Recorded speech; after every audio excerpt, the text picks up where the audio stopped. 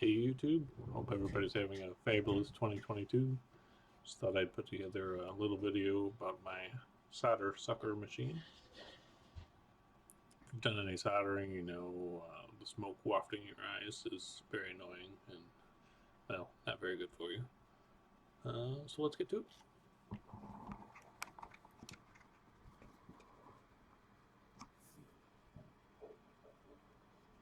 So the main components, we got the outer shell here and the inner shell. As you can see, it's already partially wired because I originally made this with one of these up here fans. It was kind of underpowered for the job, so decided to do a little rebuild on it.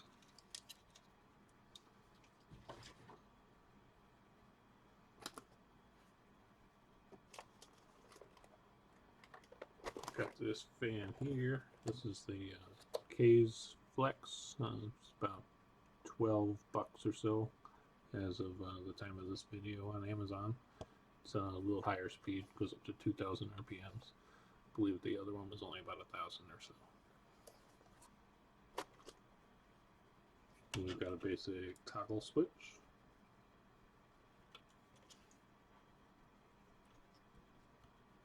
And a little piece of carbon filter. These can be bought pre-cut. I actually opted to purchase a bulk pack here. This is 16 by 48, so pretty much a lifetime supply.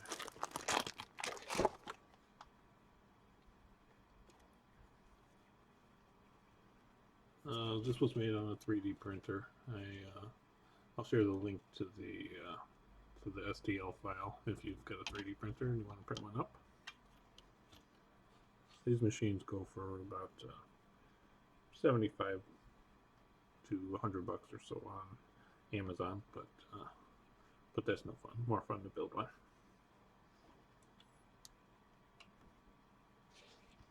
The power coming in goes through a little hole in the back here. And then gets tied into the switch. Fan itself comes. It's got this little 3-prong connector on it. It also comes with these cables. As you can see, I've already diced this one up a bit. So the 3-prong is connected to the switch. The yellow wire is not needed, so I chopped it off. The red and the black wires are your 2 power wires for the fan. And one of them just goes straight through to the fan. The other one is, one side goes to the switch, one side goes to the fan.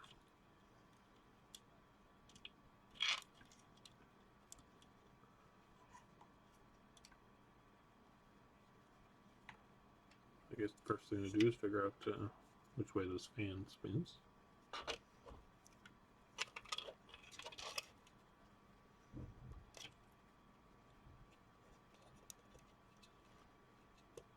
We want the fan blowing out the back of the box.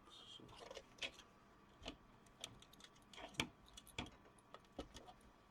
See if I can turn it on with one hand here. Okay, so it's blowing downwards, which is already the correct orientation here.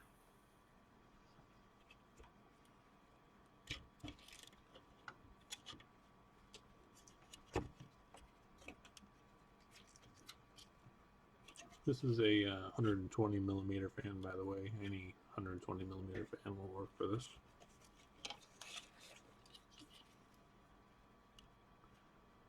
Fan does come with the screws.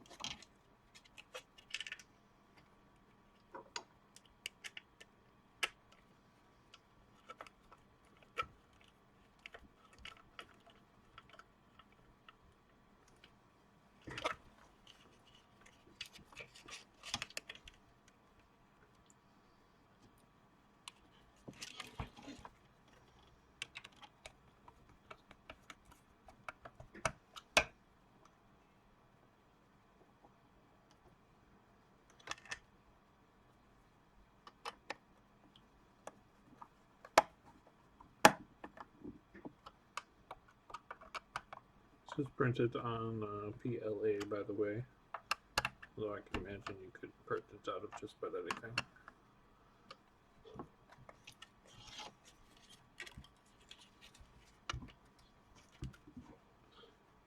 Alright, so we just tuck these wires in.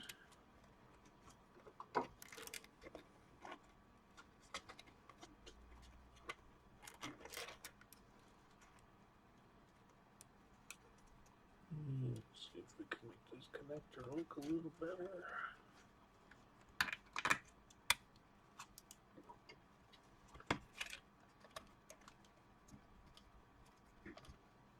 Alright, there we go, that looks good. And we will tuck these wires in.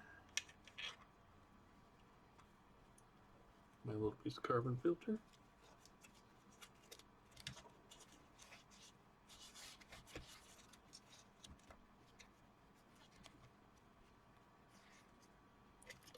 Alright, now the switch pops through the little hole there. Currently in the off position, so this way is going to be down. Go ahead and put the off switch on there.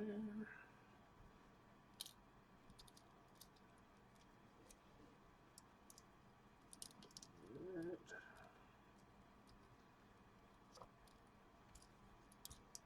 Get the thread started. There we go.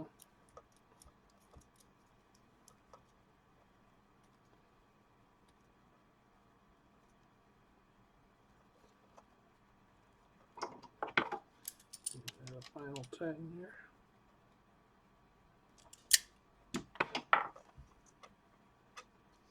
Alright, that looks pretty good. And we'll put this together.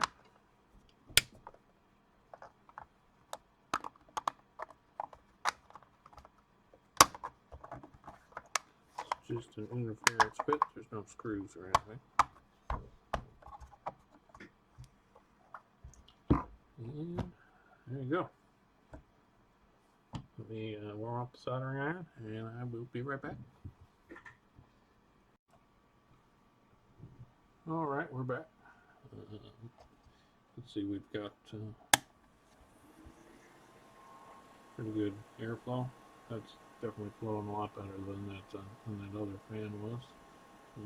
So let's go ahead and test it out. Ideally, I would like this to work from back here, if it will cooperate. Go ahead and turn that on. And get a little solder going.